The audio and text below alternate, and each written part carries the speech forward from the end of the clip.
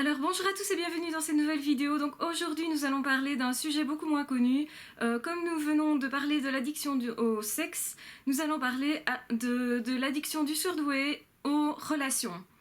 Alors qu'est-ce que cette addiction? Comment elle devient une addiction en fait? Qu'est-ce qui se passe? Qu'est-ce qui est à la base de ça, à l'origine de ça? Alors tout simplement, ce qui se passe, c'est que vous savez tous que le surdoué, forcément, il a souffert de solitude et de rejet durant son enfance, son adolescence et aussi à l'âge adulte. Et donc il peut comme ça développer une certaine addiction relationnelle parce qu'il met un point d'honneur à réussir ses relations. Autrement dit, il voit les autres qui arrivent à avoir un couple, qui arrivent à vivre donc des relations d'amitié, etc. Et donc quelque part, il a l'envie de faire la même chose en tout cas. Donc ce n'est pas de la jalousie du tout, c'est plutôt avoir la niaque de réussir quelque chose et il se dit que ça devient un objectif qui devient capital. Il va placer ça au centre de sa vie et du coup il va avoir envie de réussir là où jadis justement il n'a pas réussi. Alors en soi c'est pas vraiment un problème parce que cette façon de penser va permettre de se fixer un objectif et donc certainement de ne pas tomber dans une dépression, puisque plus vous avez d'objectifs, plus vous pensez que ces objectifs sont atteignables, plus vous pensez que vous avez les capacités de les atteindre et moins forcément vous allez déprimer. Au contraire, quand vous déprimez c'est plutôt que vous êtes déçu de quelque chose et que vous pensez que vous n'y arriverez pas.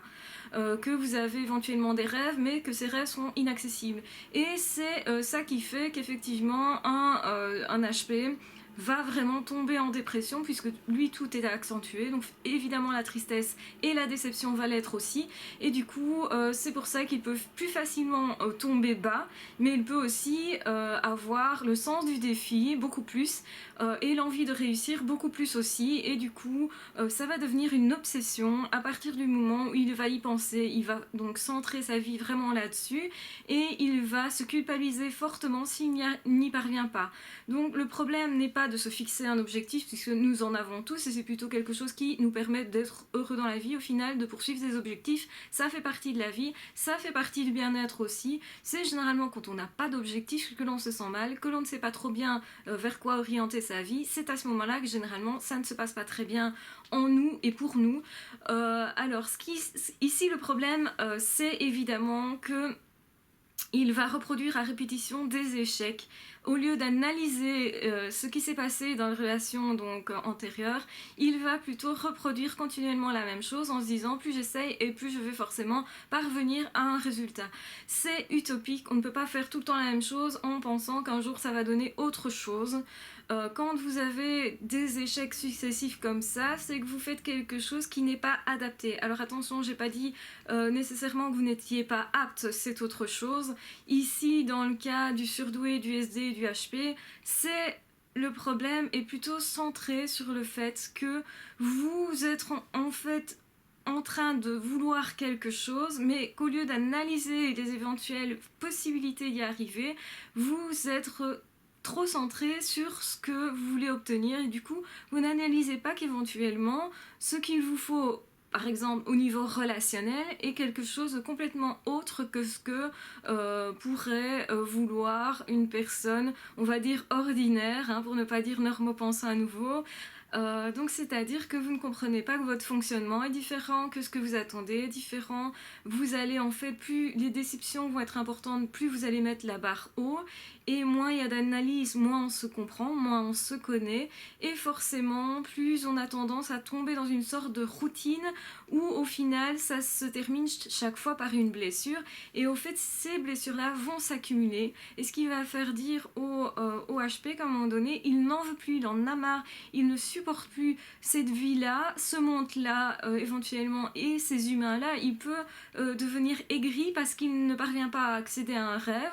Alors c'est pas le rêve qui pose problème, c'est le fait qu'on n'a pas analysé qui l'on est et ce qui était adapté à ce que l'on est, à la manière dont on fonctionne, à notre personnalité. Et c'est ça qui pose problème évidemment, puisque si vous n'analysez rien, si vous n'avez pas conscience, autrement dit, d'être surdoué, HP, etc., à ce moment-là, si vous ne savez pas que vous êtes un Z, vous ne savez pas que vous devez chercher quelqu'un qui vous ressemble au minimum, qui a des points communs avec vous.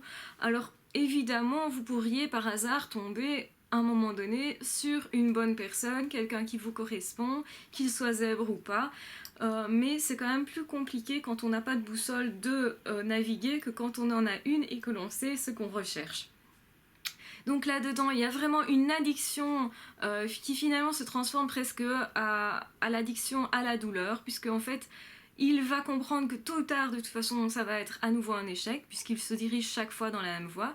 Et c'est un petit peu comme une drogue. On est un petit peu drogué au premier effet de la rencontre. Tiens, on ne connaît pas encore ce qui va se passer, on est sur le petit nuage du début, on connaît effectivement toute la méthode de séduction du départ, qui devient un jeu, qui devient plaisant parce qu'on est à l'aise là-dedans. Et du coup, ça devient une addiction dans le sens où on n'a plus envie de quitter ce jeu-là. On sait quelle est l'étape d'après, et parfois, le SD va aller jusqu'à rompre sa relation pour recommencer une autre, pour ne vivre en fait que les périodes dans lesquelles il est bien, parce qu'il n'a pas encore franchi la dernière étape qui est de trouver vraiment quelqu'un avec qui ça colle, quelqu'un avec qui ça fonctionne vraiment.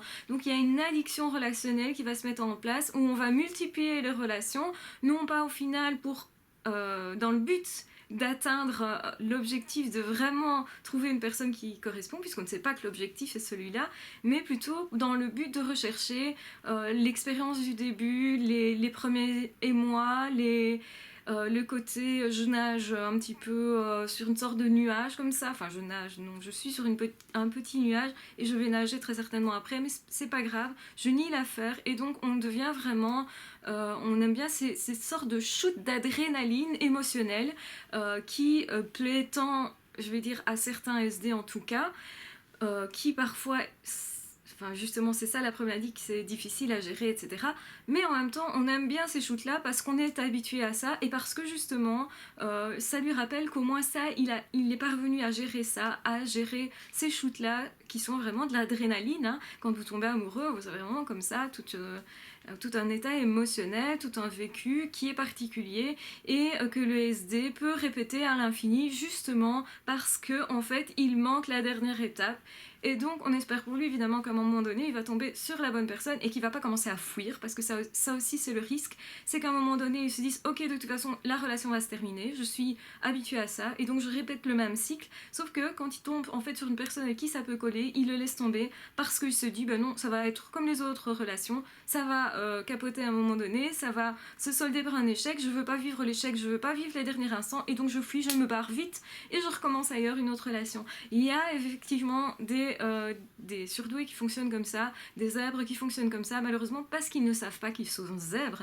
Donc, d'où l'importance de dire, mais oui, si vous êtes zèbre, ne soyez pas dépendant des premiers instants. Effectivement, c'est gai de séduire, puisque effectivement on sait que le zèbre a une facilité de séduction que les autres n'ont pas nécessairement parce qu'il dégage émotionnellement quelque chose, que ce soit par rapport à un autre zèbre, ça va le fasciner, ou éventuellement aussi par rapport à quelqu'un de normopensant, quelqu'un donc qui est tout à fait dans la norme, qui est habitué à ça. Et nous avons un visiteur. Oui, le petit chat. Oui, dis bonjour mon chéri. Salut les gars. Oui, t'as raison, monte sur moi. Voilà.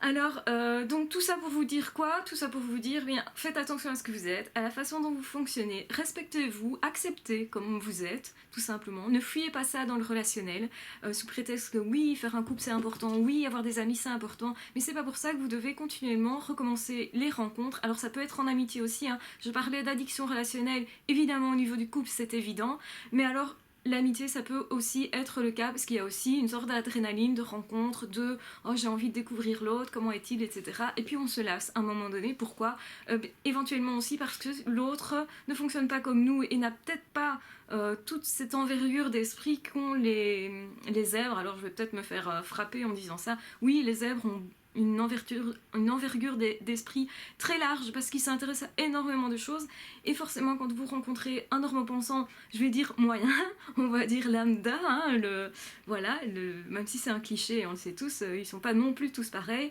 Il y a des personnes qui sont plus riches que d'autres, il y a des personnes qui sont plus cultivées que d'autres, plus intelligents que d'autres, plus curieux que d'autres, d'autres qui sont plus créatifs, donc tout ça toutes ces personnes-là vont pouvoir s'aligner aussi avec le zèbre à partir du moment où il y a un point commun.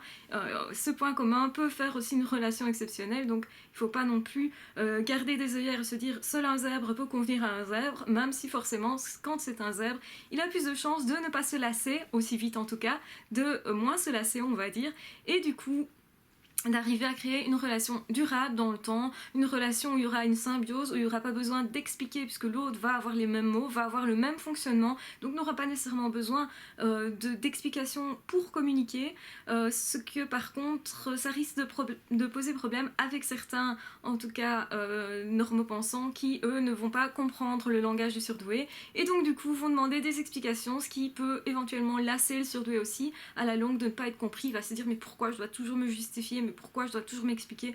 Ça peut aussi créer des problèmes éventuels puisque les deux ne se comprennent pas. Ça peut aussi être mal interprété de part et d'autre ce comportement. Donc c'est-à-dire que le SD qui ne sait pas qu'il est SD et qui va rencontrer quelqu'un de lambda et qui lui a on va dire une intelligence moyenne, donc c'est un cas voilà, qui n'existe, enfin si, qui existe dans la réalité, mais voilà, que je ne connais pas spécialement.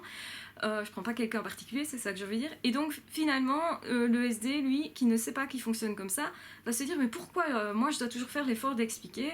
Ça peut créer un problème de communication, un problème aussi où on attribue une certaine mauvaise volonté à l'autre. Donc ça peut être le SD qui est tout à fait à l'initiative de la rupture, ou en tout cas la prise de distance, parfois aussi par peur, hein, donc par peur dans l'engagement, par peur de la révélation aussi. Hein.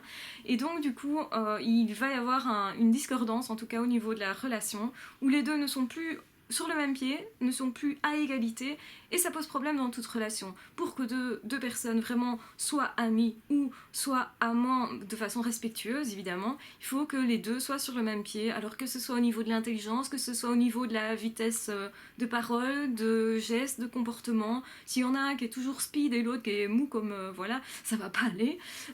Donc il faut effectivement avoir le même rythme idéalement, et bien forcément vous pouvez trouver ça quel que soit vraiment l'intelligence, etc. Évidemment c'est beaucoup plus le type de personnalité qui va faire en sorte que ça fonctionne ou pas. Et oui, est-ce que oui ou non il y a des points où les deux se rejoignent, parce que c'est à partir du moment où il y a des points où on se rejoint qu'on peut être sur le même pied d'égalité, et donc offrir éventuellement aussi ce que l'autre n'a pas. On peut l'offrir évidemment à l'autre à partir du moment où l'autre, en contrepartie aussi, nous amène quelque chose. Alors ça ne doit pas nécessairement, on ne va pas commencer à calculer ce que l'un donne et l'autre donne, c'est pas ça du tout, mais en même temps, s'il y a un retour au niveau relationnel, c'est ça qui va faire la relation. Donc il faut un retour quel qu'il soit. Et on ne partage pas nécessairement la même chose, forcément. L'attitude de l'un n'est pas nécessairement celle de l'autre, et même de toute façon entre zèbres, c'est pas parce qu'on rencontre un autre zèbre qu'on va se dire oui, il fonctionne exactement comme moi, il a les mêmes ambitions, ou elle a les mêmes ambitions, on va exactement aller dans le même endroit au même endroit, vouloir la même chose, etc. C'est pas vrai du tout. Vous avez parfois des situations où les deux sont angoissés et où les angoisses du coup se cumulent, et au contraire la relation ne fonctionne pas parce qu'il y a cette angoisse qui va perdurer, qui va faire en sorte que l'un et l'autre n'ont pas confiance l'un en l'autre en fait. Et donc l'échange, le partage est dans ce cas difficile, et la mise à niveau est difficile aussi. Donc voilà, j'espère que cette vidéo vous aura plu, qu'elle vous aura aidé à comprendre pourquoi certains surdoués sont vraiment dans une sorte d'addiction. Quand je parle d'addiction, c'est vraiment un comportement récurrent, c'est pas tiens je vais essayer ça, ah non ça marche pas, tiens je vais essayer autre chose, ah non ça marche pas, c'est pas ça. C'est j'essaie toujours la même chose, je me remets toujours dans le même cycle, parce qu'au final j'ai besoin de quelque chose qui m'a plu dans cette expérience-là, mais ce n'est pas dans le but de s'améliorer, et donc c'est vraiment à partir du moment où on perd l'objectif de s'améliorer et de résoudre une solution, où on devient vraiment addict, parce qu'on se sent absolument obligé de résoudre ce problème-là relationnel que nous avons, et qui est quand même fréquent chez le SD. Donc par contre, au lieu de se la jouer cool, je veux dire, ça va être plutôt je vais essayer de contrôler l'autre, je vais essayer de faire des choses pour qu'il fasse exactement ce que je veux, comme ça je ne serai pas surpris, du coup on emprisonne l'autre, et l'autre qu'est-ce qu'il fait? Forcément il se sent étouffé, du coup il s'en va. Donc attention à tout ça évidemment, le mieux c'est d'être cool, de se dire ça ira, ou peut-être même ça ira pas, mais j'essaye, et advienne que pourra. Je suis là pour l'expérience, je suis pas là pour réussir tout ce que j'entreprends, je suis pas là pour avoir des résultats super hauts et me prouver que je suis capable de, parce que ça c'est aussi un problème qui est sous-jacent à l'addiction en question. Donc l'addiction c'est vraiment le comportement répétitif qui n'est finalement plus tout à fait normal, où on s'enferme dans un comportement, où on essaye d'enfermer l'autre, où on essaye de lui faire jouer des scènes, où on essaye de se faire jouer une scène aussi. Donc tout ça, parfois c'est aussi entretenu par une image sociale où il y a normalement un prince et une princesse qui se rencontrent avec tout, je veux dire, les préjugés que ça suppose dans notre société. Donc parfois on est dépendant un petit peu de cette image qu'on s'est faite et de ce rêve qu'on s'est fait. Donc attention de ne pas être complètement hors réalité et de revenir un petit peu sur terre et de se dire ok, les relations ne sont jamais parfaites, donc je peux pas rechercher la perfection. Ça ne sert à rien de recommencer continuellement une relation parce qu'on cherche la perfection. Une relation, c'est quelque chose qui s'entretient, c'est quelque chose aussi dans lequel on va s'adapter. Ça veut dire qu'on va faire des compromis l'un et l'autre. Il y a des moments de crise, c'est pas parce qu'il y a un moment de crise qu'on doit tout laisser tomber et se dire non, c'est pas parfait, je n'y vais pas. Même si évidemment il y a certains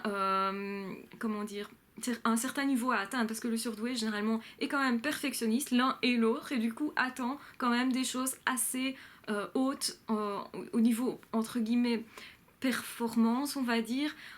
En tout cas, au niveau de l'amour de l'autre, donc c'est-à-dire que la fidélité peut être mise, la barre peut être mise très haut, l'amour de l'autre qui doit être, je vais dire, vraiment loyal, des choses comme ça peuvent être placées donc vraiment haut au niveau des SD, et donc la plupart des SD ont quand même des objectifs assez hauts à ce niveau-là, au niveau relationnel, parce que c'est ce qu'ils sont eux aussi, ils ne peuvent pas concevoir que l'autre ne fonctionne pas nécessairement comme ça, ou que l'autre, puisse se dire je trompe une fois, c'est pas nécessairement que j'aime pas.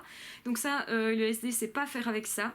Donc ça, c'est tout à fait normal s'il place la barre plus haut parce que on arrive dans une relation avec ce qu'on est. Donc bien, vous voyez, prenez la valeur exactement de ce que vous attendez de l'autre. Ce n'est pas un problème d'attendre éventuellement plus, mais alors soyez conscient aussi que c'est peut-être moins facile à trouver et donc ne vous lynchez pas dès que vous n'avez pas trouvé ce que vous cherchiez. Tout simplement, dites-vous, c'est normal, je cherche quelque chose peut-être d'une plus grande valeur ou dans lequel je veux pas une demi-mesure au niveau de l'amour ou au niveau du respect, etc.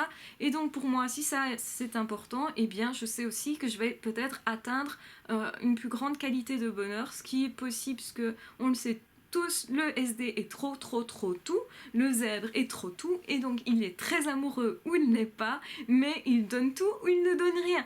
Et donc vous avez vraiment, il est très heureux ou il est parfois très malheureux, et au milieu il n'y a pas tellement, donc il faut prendre la mesure de ce qu'on souhaite réellement, être conscient de ce qu'on souhaite réellement et ne pas répéter nécessairement toujours les mêmes échecs, surtout sans en tirer de leçons.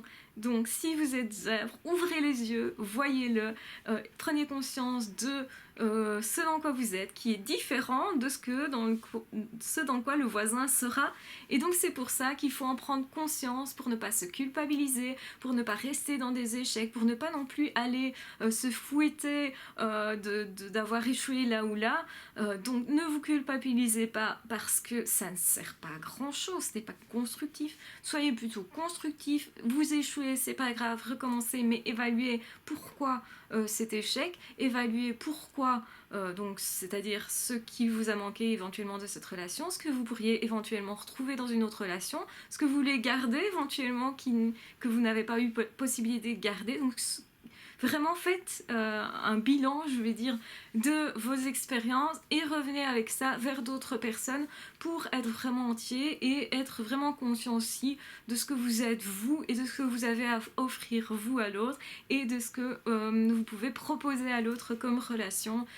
Donc voilà, tout en mettant aussi parfois un petit peu ses exigences en disant à l'autre ok, moi je suis comme ça, j'attends ça, ça par contre c'est important pour moi et je pourrais pas ne pas avoir ça dans la relation. Donc ça c'est important de le dire et d'être clair.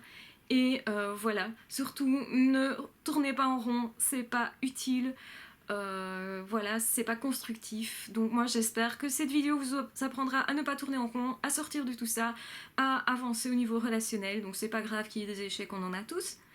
Et ce sont les échecs qui nous font réussir un jour. Ne l'oubliez pas, ne vous désespérez pas, continuez d'espérer, c'est très important, mais n'allez pas continuellement rejouer la même scène, n'allez pas continuellement rechercher uniquement les moments du début en fuyant tout le reste. Soyez conscient, si vous avez peur de la suite de la relation, soyez conscient que cette peur existe, travaillez sur cette peur de façon à vous en débarrasser, et alors la prochaine relation sera déjà meilleure que la précédente, et c'est comme ça qu'on avance et qu'on finit par rencontrer quelqu'un qui forcément vous conviendra à partir du moment où vous prenez conscience de qui vous êtes, ce que vous voulez. Vous aurez beaucoup plus vous aurez une boussole simplement pour vous orienter vers les bonnes personnes, et ça va changer votre vie, et c'est bien là l'objectif de cette chaîne, assurer votre bien-être et le déployer, et aussi vous permettre de vous reposer un petit peu aussi en vous disant « Ah, ça c'est bon, je suis parvenue à ça, c'est vraiment excellent pour moi et je me valorise de ça, je me félicite de ça, c'est important de se féliciter. » Voilà, j'espère que cette vidéo vous aura plu. Je vais l'arrêter ici parce que je pense qu'elle est déjà très longue. Je suis un petit peu partie aussi, enfin vous avez l'habitude maintenant, je pense. Je suis un petit peu partie un petit peu plus loin, à chaque fois un petit peu plus loin, pour essayer de vous permettre de voir clair là-dedans vraiment. Donc ça peut être une addiction, attention, ne vous laissez pas prendre là-dedans, sortez de ça le plus vite possible et prenez confiance en vous. Surtout, ne vous culpabilisez pas si vous avez été à un moment donné, si vous étiez en train de tourner en rond, si vous avez reproduit quelque chose du passé, on le fait tous, ne vous tracassez pas, c'est pas grave, un échec n'est rien, ce n'est qu'une marge de la réussite, on va dire. Donc prenez conscience de ça, ne vous découragez pas et vous allez y arriver, et de toute façon il y a une autre personne qui vous attend de l'autre côté, c'est important d'y penser et du coup de continuer quand même, d'espérer, de continuer d'essayer, c'est très important. Je vous embrasse très fort, je vous aime très fort. N'hésitez pas à vous abonner à ma chaîne si ce n'est pas déjà fait. Comme ça vous permettra de ne manquer aucune vidéo. N'hésitez pas aussi à consulter la barre d'infos. Je remets à nouveau toutes les informations. Je le fais régulièrement. Donc pour que vous ayez accès et au livre Kindle que j'ai écrit et à la page Facebook. Et j'ai une autre petite chaîne aussi de vlog où il se passe pas grand chose, j'avoue, mais voilà, j'ai une autre chaîne, donc si vous souhaitez me suivre aussi sur cette chaîne, n'hésitez pas. Je vous embrasse très fort, je vous aime très fort, prenez soin de vous, c'est très important, et on se retrouve très vite pour d'autres vidéos. Ciao, bye bye.